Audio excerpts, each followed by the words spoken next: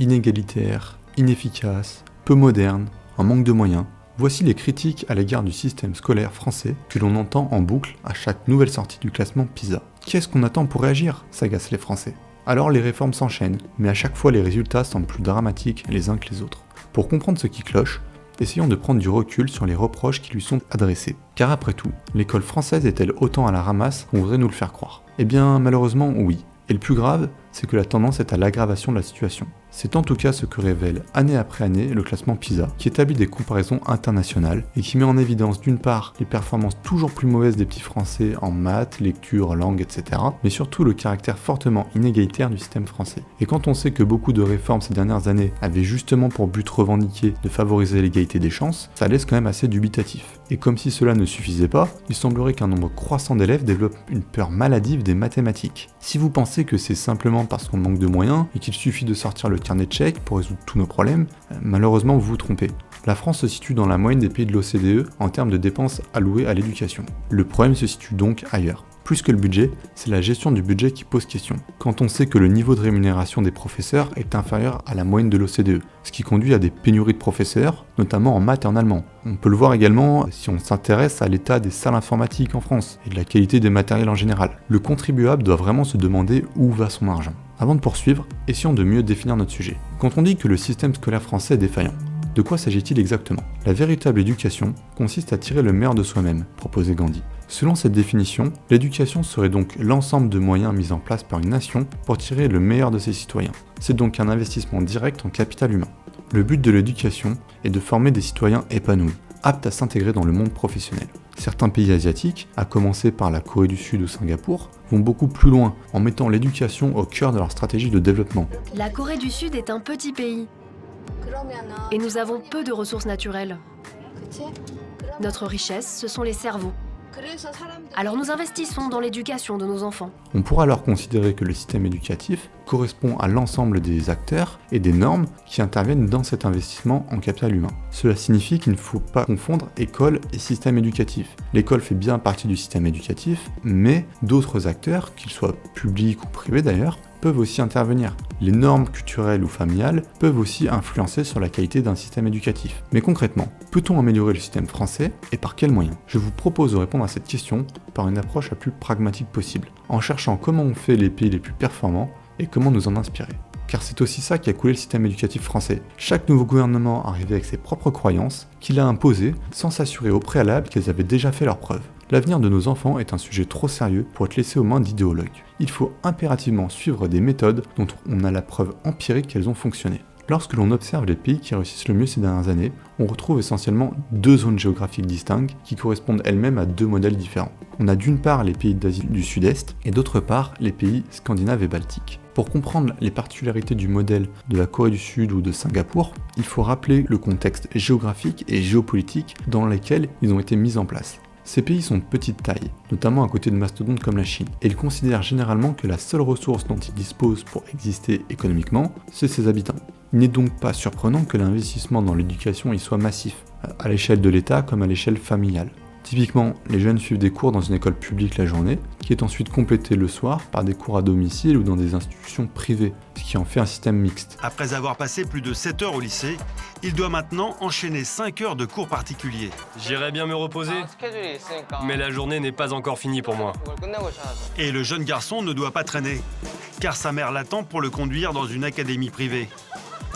C'est une école qui dispense des cours intensifs. À Séoul, 90% des élèves fréquentent ces établissements après leur lycée.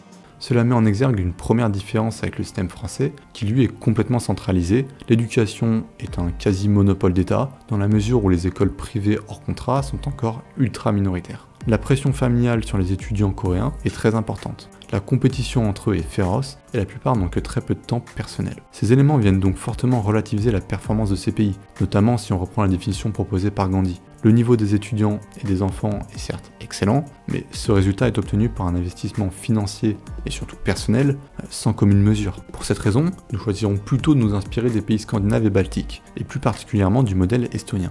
Il nous a semblé particulièrement pertinent car la progression de l'Estonie dans les classements était très rapide et qu'il s'agit d'un pays qui dispose de moins de moyens que ses voisins scandinaves, qui eux figurent parmi les pays les plus riches du monde. La première différence entre l'Estonie et la France, c'est que l'Estonie a entrepris beaucoup plus vite et beaucoup plus efficacement sa transition numérique. Concrètement, cela passe par l'enseignement dès le plus jeune âge de l'informatique, ce qui explique peut-être que des géants comme Skype soient nés en Estonie. Mais cela permet surtout une diffusion beaucoup plus transparente et efficace de l'information sur les différentes formations possibles. Alors, ça peut paraître complètement anodin, mais en comparaison, le système français est particulièrement obscur. Si on prend par exemple le système d'université d'un côté et de grande école de l'autre, qui est complètement unique au monde. La classe préparatoire est aussi unique au système français. Et beaucoup de lycéens sont complètement perdus face à la multitude d'écoles et de formations qui existent, qui n'offrent pas toutes les mêmes garanties en termes d'insertion professionnelle et de débouchés. Les enfants issus des classes sociales favorisées ont évidemment bien conscience de ces différences, mais pas ceux des classes sociales les plus défavorisées, ce qui crée en sortie d'études des inégalités de salaire et d'accès à l'emploi.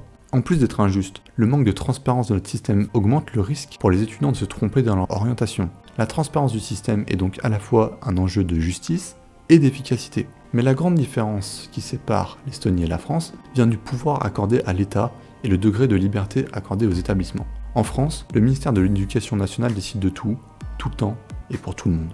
Les programmes doivent être les mêmes pour tous et partout. A l'inverse, alors que le pays est pourtant beaucoup plus petit, l'Estonie a choisi de décentraliser le pouvoir et de les confier aux établissements scolaires. Cela signifie que chaque établissement décide quel professeur engager, selon quels critères, comment gérer le budget, quel programme enseigner, de quelle manière, etc., etc.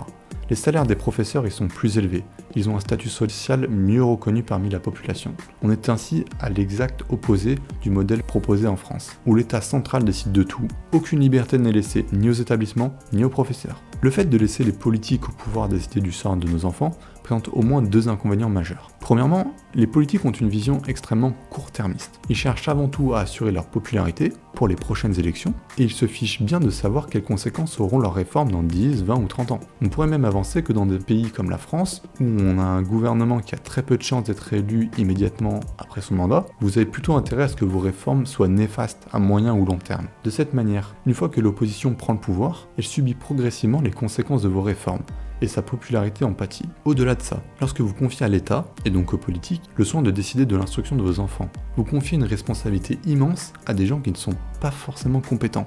Les politiques sont d'abord des professionnels des élections, de la démagogie et de la rhétorique. Ce ne sont pas des professionnels de l'éducation. A l'inverse, dans le modèle estonien, le pouvoir est confié aux établissements et aux professeurs, c'est-à-dire à des professionnels qui sont complètement ancrés dans la réalité du terrain, qui d'ailleurs n'est pas forcément la même d'une ville à l'autre, voire d'un quartier à l'autre. Comme ils n'ont pas besoin d'être élus, ils sont incités à mettre en place des mesures de long terme, fondées sur leur savoir et non sur ce qui les fera élire. Attention, cela ne signifie pas pour autant qu'il n'existe pas de contrôle des résultats, mais il a été lui-même délégué au niveau local, notamment aux collectivités territoriales. Cela permet d'assurer une certaine homogénéité entre les établissements, mais aussi d'avoir un contrôle qui tient compte des éventuelles particularités locales et qui est surtout beaucoup plus objectif qu'en France, où l'État contrôle les mesures qu'il a lui-même mises en place. On peut le voir par exemple avec les résultats du bac. On sait très bien qu'ils ne sont plus représentatifs du niveau réel des étudiants, car les taux de réussite ne font qu'augmenter, alors que les classements PISA révèlent que le niveau ne fait que chuter. Pour résumer, si la France veut s'inspirer des champions de l'éducation, l'État et les politiques qui le représentent doivent rendre aux établissements scolaires la liberté d'enseigner comme ils l'entendent. Le contrôle des résultats doit impérativement être fait de manière indépendante et objective.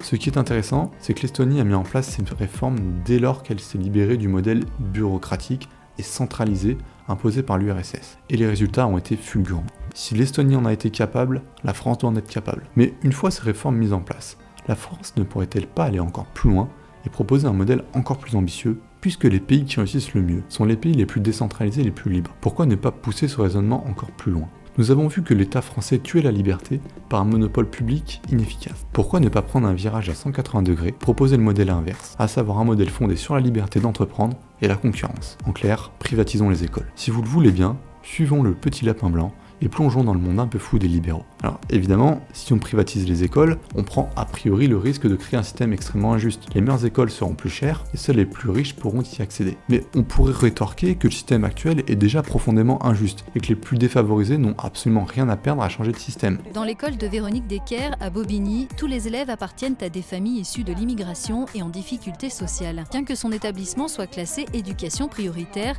elle dit que peu de moyens supplémentaires lui ont été affectés. Le mauvais classement classement de la France ne la surprend pas. Il n'y a pas d'égalité entre l'école publique et l'école privée est favorisée. Il n'y a pas d'égalité non plus entre les différentes écoles publiques, puisque l'État français accepte qu'il y ait sur son territoire des quartiers de relégation. Les seuls qui ont à perdre un changement de système, ce sont les plus favorisés. On pourrait faire preuve d'encore plus de cynisme en montrant que les enfants issus de classes sociales favorisées suivent en général des études plus longues et plus coûteuses, et que ces études sont financées par l'État. De cette manière, on finance donc les études des plus riches avec les impôts des plus pauvres. Mais il faut bien répondre à cette objection et ne pas remplacer un système défaillant par un autre système défaillant. Comme le suggérait l'économiste Milton Friedman, la solution pourrait être que l'État ne finance plus les écoles, mais les étudiants. L'État pourrait ainsi offrir 6 400 € à un écolier, 11 000 € à un lycéen et 12 700 € à un étudiant, ce qui correspond au montant qu'il dépense actuellement par an et par élève ou par étudiant. Certains avancent même que ce montant pourrait varier en fonction des revenus des parents, afin de soutenir encore davantage les plus défavorisés. Avec cet argent,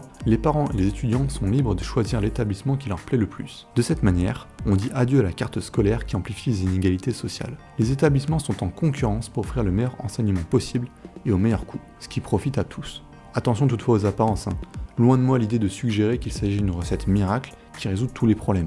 Il faut plutôt s'attendre à ce que le mécanisme habituel de la concurrence se mette en place, c'est-à-dire que certains établissements vont mieux réussir que d'autres, ceux qui réussissent le mieux vont être copiés par les autres établissements, et ceux qui ne parviennent pas à s'adapter vont disparaître. Donc il y aura à la fois des réussites, mais aussi des échecs. Mais de cette manière, on sélectionne les méthodes d'enseignement les plus efficaces, sans devoir enchaîner des réformes hasardeuses qui sacrifient à chaque fois des générations entières. Les établissements scolaires sont également directement incités à proposer des débouchés professionnels intéressantes, car leur survie en dépend. Cela permet aussi d'éviter aux étudiants de perdre 5 ans de leur vie à étudier un domaine bouché qui ne leur offrira aucun avenir professionnel, comme c'est malheureusement déjà le cas dans beaucoup de facultés françaises. Voilà, c'est la fin de cette vidéo, j'espère qu'elle vous aura plu. N'hésitez pas à la partager et nous dire en commentaire quel thème vous aimeriez retrouver dans nos prochaines vidéos. A très bientôt.